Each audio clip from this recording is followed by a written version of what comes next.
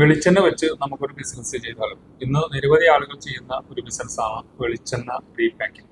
ഇപ്പോൾ ഞങ്ങളെല്ലാം ഞങ്ങളുടെ വീട്ടിൽ വെളിച്ചെണ്ണ വാങ്ങുന്നത് ഷോപ്പുകളിൽ നിന്നല്ല, നമുക്ക് സ്ഥിരമായിട്ട് സപ്ലൈ ചെയ്യുന്നവരുണ്ട്. അവർക്ക് കൊപ്രമില്ലോ അല്ലെങ്കിൽ കൊപ്രയോ ഇതൊന്നുമില്ല. അവര് ഹോൾസെയിലായിട്ട് നല്ല മില്ലുകളിൽ നിന്നും നല്ല ക്വാളിറ്റിയുള്ള വെളിച്ചെണ്ണ വാങ്ങി റീപാക്ക് ചെയ്ത് അവർ ഞങ്ങൾക്ക് തരുന്നതാണ് ചെയ്യുന്നത്. അതുപോലെ തന്നെയാണ് ഒട്ടുമിക്ക ആളുകളും ഇന്ന് വെളിച്ചെണ്ണ ബിസിനസ് ചെയ്യുന്നത്.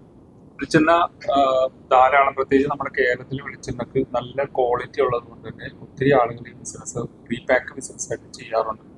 ചെയ്യാൻ വളരെ എളുപ്പമായ ഒരു ബിസിനസ് കൂടിയാണ് ഈ കോക്കനട്ട് ഓയിലിന്റെ ബിസിനസ് എന്ന് പറയുന്നത്. അതിന് ചെയ്യാൻ നമുക്ക് റീപാക്കിംഗ് ബിസിനസ് ചെയ്യാനാണെങ്കിൽ നമുക്കത് ആദ്യമേ വേണ്ടത് പെസ്റ്റിസൈഡ് രജിസ്ട്രേഷനും പിന്നെ തൽക്കാലം അതിന്റെ പാക്കിംഗ് ലൈസൻസാണ്. ഇതെല്ലാം വളരെ എളുപ്പമായിട്ട് ലഭിക്കും, ഓൺലൈനിൽ തന്നെ ലഭിക്കാനുള്ള സൗകര്യങ്ങളുണ്ട്.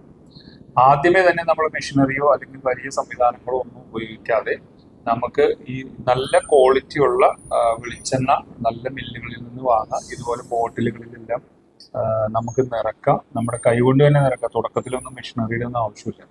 നമുക്കൊരു ബിസിനസിന്റെ ഒരു എന്താ പറയുക, ഒരു കോൺഫിഡൻസ് ഒക്കെ ലഭിച്ചു കഴിഞ്ഞാൽ പിന്നെ നമുക്ക് അടുത്ത സ്റ്റേജിലേക്ക് നമുക്ക് മെഷീനറി വാങ്ങുകയോ അങ്ങനെ സംഭവങ്ങളെല്ലാം ചെയ്യാൻ പറ്റും. തുടക്കത്തിൽ ഞങ്ങൾ എല്ലാവരോടും പറയുന്നത് മെഷീനറി ഒന്നും വാങ്ങാതെ ചെയ്യാൻ പറ്റാവുന്ന ബിസിനസ് ആശയങ്ങളാണ് ഞങ്ങൾ സാധാരണ പരിചയപ്പെടുത്തുന്നത്. അതിന്റെ ഭാഗമായിട്ടാണ് ഈ വെളിച്ചെണ്ണയുടെ ബിസിനസ് ഞങ്ങൾ പറയുന്നത്.